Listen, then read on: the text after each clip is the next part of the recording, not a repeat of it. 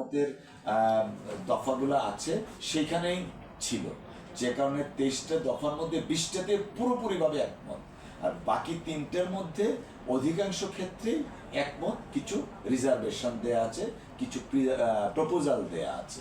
তো আমার মনে হয় যে স্বাধীন সার্বভৌম বিচার বিভাগ প্রতিষ্ঠার ক্ষেত্রে বাংলাদেশ জাতীয়তাবাদী দল বিএনপি তার নেতৃত্বে এবং চেয়ারপারসন দেশনেত্রী বেগম খালেদা জিয়া এবং জনাব তারেক রহমান সাহেব সর্বদাই ওনাদের প্রচেষ্টা অব্যাহত ছিল।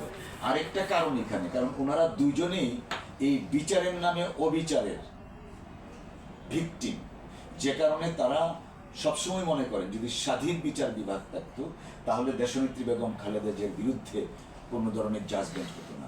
যদি স্বাধীন বিচার বিভাগ থাকতো তাহলে জনাব তারেক রহমান সাহেবের বিরুদ্ধে এই ধরনের মামলা হতো না, জাজমেন্টও হতো না। যে কারণে since they are victim ours victim, therefore always it was their demand to establish an independent judiciary